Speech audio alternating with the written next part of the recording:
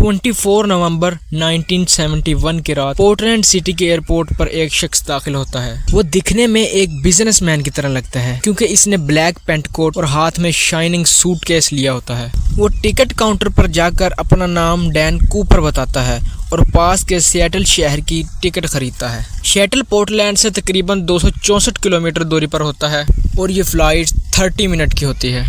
अभी तक सब कुछ वैसा ही चल रहा होता है जैसे कूपर ने प्लान किया होता है। कूपर की पर्सनैलिटी को देखकर कोई भी इस पर शक नहीं करता और वो बआसानी अपने मकसद में कामयाबी हासिल करके प्लेन की सबसे आखिरी सीट 18E पर जाकर बैठ जाता है।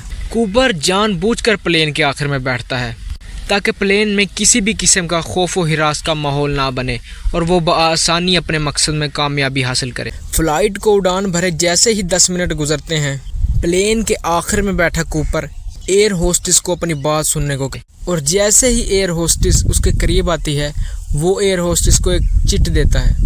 एयर होस्टेस फ्लोरेंस शाफनर, जो कि 23 साल नौजवान खातून होती है, वो ये सोचकर शायद कूपर उसके साथ फ्लर्ट करने की कोशिश कर रहा है, वो चिट को बगैर पढ़े ही अपने पास रख लेती है। मगर जैसे ही वो जाने लगती है, कूपर उसको कहता है, मैम मुझे लगता है कि आपको ये पढ़ लेना चाहिए। और जैसे ही शार्पनर वो चिट खोलती है, उसमें कुछ यूँ लिखा होता है, मैम मेरे पास एक बॉम्ब है, अगर आपने मेरी बात ना मानी तो मैं इस प्लेन को इस बॉम्ब से उड़ा दूंगा।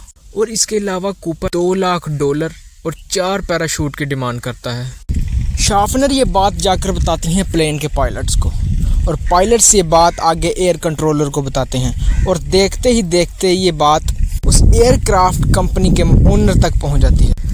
नॉर्थ वेस्ट एयरलाइंस के ओनर ये बात सुनकर बहुत ही इंटरेस्टिंग फैसला करते हैं। वो कहते हैं कि हम इस हाईजैकर की तमाम डिमांड्स पूरी करेंगे क्योंकि कोई भी ओनर ये नहीं चाहेगा कि उसकी कंपनी की रेपुटेशन ख़राब हो। मगर यहाँ भी एक मसला था, पैसों को अरेंज करने के लिए तकरीबन 2 घंटे का टाइम चाहिए था और ये फ़्लाइट सिर्फ 30 मिनट की थी। इसलिए एयर कंट्रोलर पायलट्स को ये जहाज़ हवा में रखने का ऑर्डर देता है और पायलट्स जहाज़ को हवा में ही गोल गोल घुमाने लगते हैं। 2 घंटे के बाद प्लेन को सिएटल शहर के एयरपोर्ट पर मेन बिल्डिंग से दूर लैंड कराया जाता है और जैसे ही पैराशूट और $2 लाख कूपर को दिए जाते हैं, कूपर जहाज़ में बैठे पैसेंजर्स को प्लेन से उतरने की इजाज़त दे देता है और सारे पैसेंजर्स सेफली प्लेन से उतर जाते हैं। प्लेन को रिफ्यूल किया जाता है और अब प्लेन को मैक्सिको सिटी की तरफ उड़ाया जाता है। कूपर पायलट्स को दोबारा इंस्ट्रक्शन देना शुरू करता है। वो बताता है कि प्लेन की हाइट 10,000 फीट होनी चाहिए और स्पीड जितनी कम हो सके उतनी होनी चाहिए।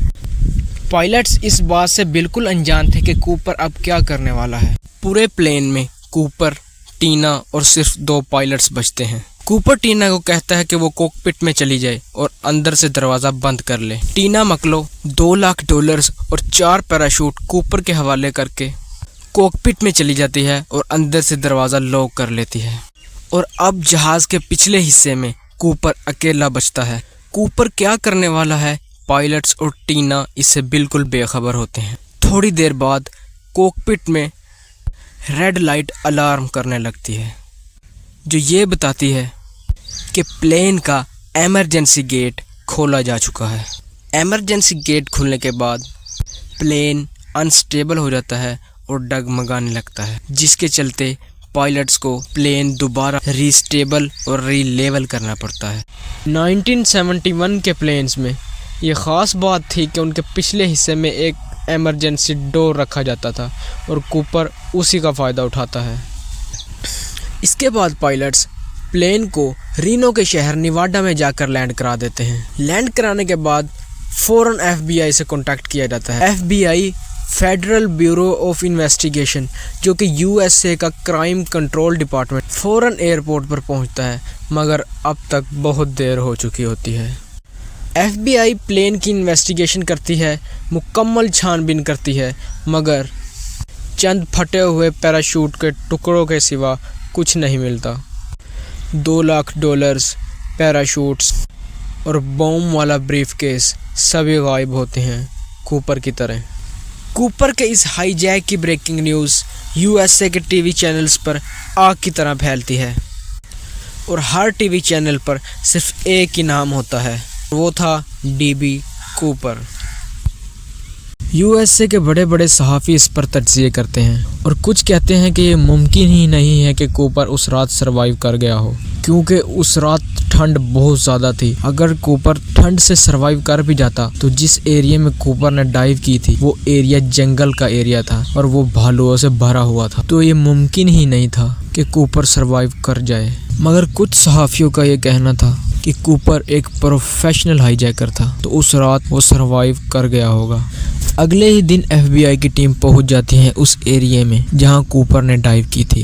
ایف بی آئی کی ٹیم ہر جگہ تلاش کرتی ہے، ایون کہ لیکس کے اندر بھی تلاش کرتی ہے، مگر کچھ نہیں ملتا، نہ پیراشوٹ، نہ بوم والا بریف کیس، نہ کوپر کی کوئی نشانی، اور یہ واقعی حیران کن تھا۔ یہ کیس 45 سال تک چلتا ہے اور بنا کسی رزلٹ کے ایف بی آئی 2016 میں اسے آفیشیلی ہی کلوز کر دیتی ہے، اور آج تک یہ کوئی نہیں جان پایا کہ کوپر کون تھا، کہاں سے آیا تھا، کدھر گیا۔